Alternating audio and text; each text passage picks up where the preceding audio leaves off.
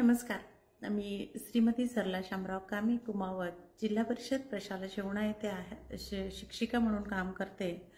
मी 10 डिसेंबर रोजी चतुरंग या लोकसत्ताच्या एका पुरवणीमध्ये तृप्ती जोशी कुलश्रेष्ठ यांचा एक लेख वाचला होता. तो म्हणजे दप्तरातील गुपित.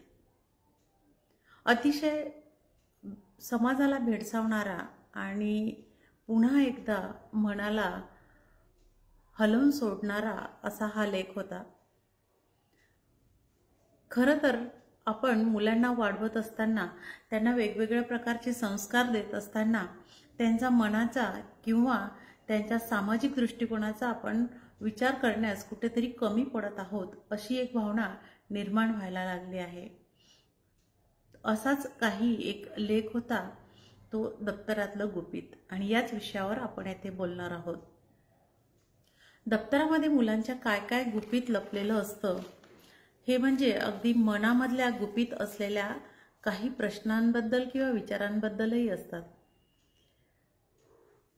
कर्नाटकाच्या एका प्रायव्हेट शाळेमध्ये सर्वे करण्यात आला आणि चेकिंग करण्यात आली.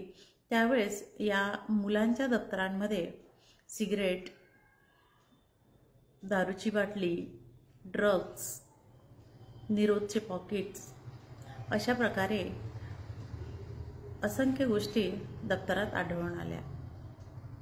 अतिशय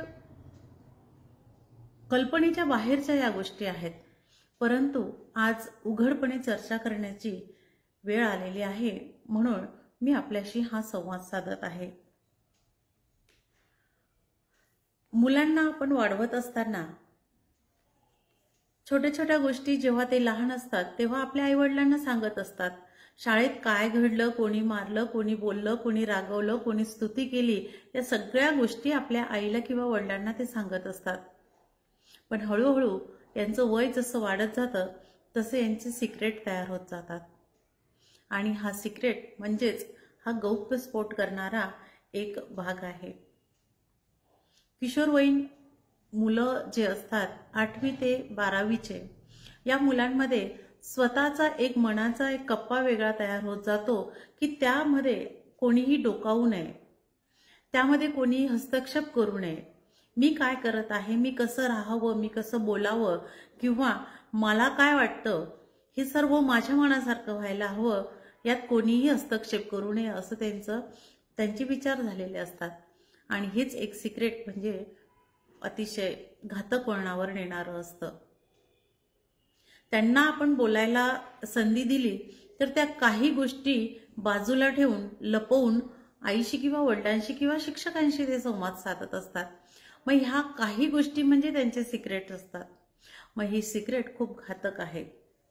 आपण जर त्यांची बॅग तपासण्याचा प्रयत्न केला तर ते ओरडतात, आकाटतांडव करतात, तू माझ्या बॅगला हात का लावलास. कंपास बॉक्स असेल, त्या कंपास बॉक्स आपण काही वस्तू घेण्यासाठी जरी उघडली असेल तरी त्यांना ते आवडत नाही. माझ्या वस्तूंना हात लावायचा नाही, माझी प्रायव्हसी आहे, मला स्पेस हवा आहे, या सगळ्या गोष्टी बोलून दाखवण्याचा ते प्रयत्न करत असतात. मग ही प्रायव्हसी, हा स्पेस किंवा हे सिक्रेट पालकांपासून जेव्हा लपतं तेव्हा कुठेतरी मुलगा आपल्यापासून काहीतरी लपवत आहे किंवा खोटं बोलत आहे, या गोष्टीचा आपण विचार करायला हवा. सिगारेट, ड्रग्ज, बिअरची कॅन, ह्या सगळ्या गोष्टी मुलांच्या दप्तरात काही अंशी निघायला लागलेल्या आहेत. याबद्दल उघड असं कोणी बोलत नाही आहे. मध्यमवर्गीय कुटुंबांचा आपण विचार केला तर मध्यमवर्गीय कुटुंबामध्ये आधी अशा गोष्टी होत नव्हत्या. छोटेशी घर असतं, संध्याकाळी मम्मी पप्पा घरी आल्यानंतर मुलं आई वडिलांशी चर्चा करतात, संवाद साधतात.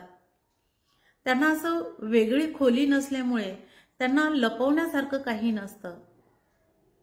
उच्चवर्गीय जे विद्यार्थी किंवा मुलं आहेत त्यांना स्वतंत्र खोली दिली जात असते. आर्थिक सुबत्तेच्या कारणाने आई वडील सकाळीच घराच्या बाहेर निघतात, संध्याकाळी उशिरा किंवा रात्री उशिरापर्यंत घरी येतात. दिवसभर मुलगा शाळेतून थकून घरी आल्यानंतर तो रात्री संध्याकाळी एकटा असतो, त्याला स्वतंत्र रूम असतं. मग अशा वेळेस जर मूल चुकीच्या वळणाला किंवा चुकीच्या संगतीला गेलं तर त्याला लपवण्यासाठी खूप सारी जागा भेटत असते. सकाळी आई उठते, स्वयंपाक वगैरे करते, मुलाला शाळेत वाटी लावते, संध्याकाळपर्यंत तो मुलगा एकटाच राहतो. परंतु या एकटेपणामध्ये बऱ्याच वेळेस संकटाचा काळ आलेला असतो. मग अशा वेळेस या मुलांना बऱ्याच वेळेस पॉकेट मनी सुद्धा दिलं जात असतं. या पॉकेट मनी जेव्हा मुलांना दिला जातो, या पॉकेट मनीचा ते कशा पद्धतीने विनियोग करत आहे हेही आईवडिलांचं कर्तव्य आहे विचारणं. तू या पैशांचं काय केलं, कुठं खर्च केला, या सगळ्या गोष्टी त्यांना माहिती असणं फार महत्त्वाचं असतं. आणि विशेष म्हणजे आपण महत्त्वाच्या मुद्द्यावर बोलणार आहोत. ह्या वस्तूंना घेण्यासाठी किंवा ड्रग्सच्या अधीन जाण्यासाठी, सिगारेट पिण्यासाठी किंवा दारू पिण्यासाठी अचानक मुलगा तयार नसतो. किशोरवयीन मुलांमध्ये स्पर्धा लागते. घे, तू घाबरटेस, तू बावळटेस, तू आईच्या पदराखालचा आहेस वगैरे वगैरे अशा त्यांना संकल्पना सांगून या मुलांना उत्तेजित केलं जातं.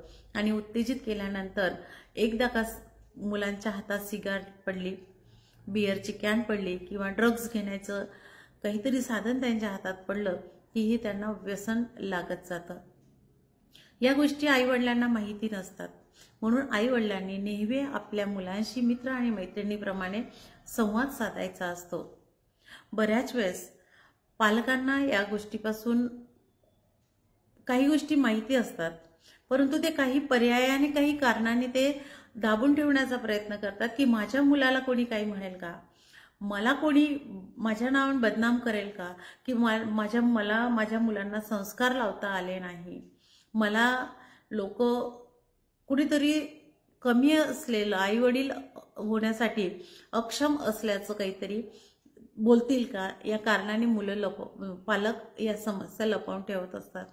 परंतु मित्रांनो, जर तुमच्या घरामध्ये मूल असं कुठे चुकीचं वागत असेल, कदाचित काही मुलांना एक सवय असते आयोडेक्स ब्रेडला लावून खाण्याची, व्हाईटनर असतात, त्या व्हाईटनर सतत वास घेण्याची, या काही गोष्टी अशा आहेत की आपल्याला त्या अगदी साध्या आणि सोप्या वाटत असतात, परंतु ह्या व्यसनाधीनाकडे जात असतात. म्हणून आई वडिलांनी आधी त्यांच्याकडे लक्ष द्यावं. जर सांगून समजून या मुलांना या गोष्टी समजत नसतील तर समुपदेशकाकडे न्यावं, समुपदेशन त्यांचं करावं आणि या मुलांना या गर्दीतून बाहेर काढावं. बऱ्याच वेळेस मुलांना पांढरा पदार्थ दिला जात असतो किंवा कुठलाही पदार्थ दिला जात असतो, तो एक ड्रग्ज आहे किंवा अंमली पदार्थ आहे किंवा यापासून नशा होते हे सांगितलं जात नाही. गमतीमध्ये हा त्यांच्या आयुष्याशी खेळला जाणारा एक खेळ असतो आणि या खेळात ते मुलं रंगून जात असतात. हे ड्रग्ज आहे, मी जे करत आहे हे चुकीचं आहे हे समजण्याच्या पलीकडे ते निघून जातात आणि मग कुठेतरी ते समाजाला घातक ठरत असतात.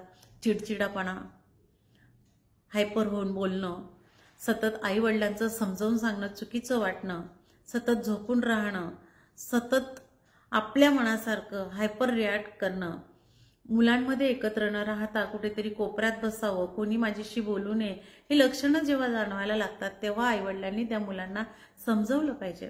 त्यांच्याशी मित्र आणि मैत्रिणींप्रमाणे बोललं गेलं पाहिजे. एका मुलीला गोड खाण्याची अचानक खूप तीव्र इच्छा व्हायला लागली असं आपल्या तृप्ती जोशी यांनी लेखात सांगितलेलं आहे. एक उदाहरण त्यांनी दिलं होतं. त्यामध्ये तिला गोड खाण्याची खूप सवय लागते. तिला गोड पदार्थ दिला नाही तर ती अतिशय बेचैन व्हायची आणि चिडचिडपणा करायची. पण मग जेव्हा तिला डॉक्टरकडे दाखवण्यात आलं की हिला आवडत नव्हतं, पण मग आता हिला गोड खाण्याचा एवढी आवड का निर्माण झाली, हळूहळू तिला समुपदेशन करून तिचा मागचा इतिहास जाणून घेण्याचा प्रयत्न केला तर तिला या गोड पदार्थातून कुठेतरी ड्रग्स पुरवला गेलेला होता आणि तिला ते हळूहळू सवय लागली होती. तिच्या शरीराला तो ड्रग्स आणि गोड पदार्थ दिला नाही तर ती चिडचिडी व्हायची, हायपर रिॲक्ट करायची, असेही काही उदाहरणं आपल्या समाजात आहेत. काही विद्यार्थी गुमसुम बसलेले असतात, काही मुलं कोणाशी संवाद साधत नाही, त्यांना आपलं विश्व वेगळंच वाटतं. अशा वेळेस आपण त्यांना समुपदेशन करणं फार महत्त्वाचं असतं. म्हणून मध्यमवर्गीय मुलं, आई वडील असू देत, उच्चवर्गीय असू देत किंवा आर्थिकदृष्ट्या असफल असे पालक असू देत, त्यांनी आपल्या मुलांचं दप्तर चेक करणं फार महत्त्वाचं झालेलं आहे. या दप्तरात असंख्य प्रकारच्या गोष्टी आढळायला लागल्या आहेत. कधी कधी चोरी केलेली वस्तू सुद्धा सापडते. कदाचित या दप्तराच्या गुपितातून आपला मुलगा चोरी सुद्धा करतोय हेही आपल्या लक्षात येणार आहे. म्हणून मुलांना स्पेस जरूर द्यावा, मुलांना बोलण्याची संधी जरूर द्यावी, वागण्याचे स्वातंत्र्य जरूर द्यावं. घरामध्ये त्यांना त्यांचे निर्णय घेण्याची आणि आर्थिक दृष्ट्या त्यांना सक्षम होण्याची सुद्धा त्यांना संधी द्यावी. परंतु तुम्ही जो पॉकेट मनी देत आहात, तुम्ही जो खर्चायला पैसा देत आहात, तो योग्य दिशेने वापर होत आहे की नाही किंवा त्याचा उपयोग योग्य होत आहे की नाही याकडेही पालकांनी लक्ष देणं तितकंच गरजेचं आहे. आपल्या मुलांना घडवताना या सगळ्या गोष्टी लक्षात घेतल्या पाहिजे. हा एक नाजूक आणि महत्त्वाचा विषय होता, म्हणून मी तुमच्याशी तो शेअर केला. पालकांनी आपल्या मुलांना घडवत असताना त्यांचं दप्तरातलं गुपित मात्र जाणून घ्या. कधी कधी मुलींना सुद्धा मुलं भेटवस्तू देत असतात. मग अशा वेळेस भेटवस्तू आपण एखाद्या मुलीला 10 रुपये दिलेले नाही आहेत, आपल्या मुलीला आपण पैसे दिलेले नाही आहेत, मग हिच्याकडे एवढी किमती वस्तू का आली, कुठून आली, हेही आपण तपासणं तितकंच महत्त्वाचं असतं. कारण एखादा व्यक्ती, एखादा मुलगा भेटवस्तू देईन आणि या भेटवस्तूनंतर तिचा काही चुकीचा गैरवापर तर केला जाणार नाही ना, तिला आमिष देऊन तिच्यावर अत्याचार तर केला जाणार नाही ना, या सगळ्या गोष्टींचा आपण सखोल असा विचार केला गेला पाहिजे.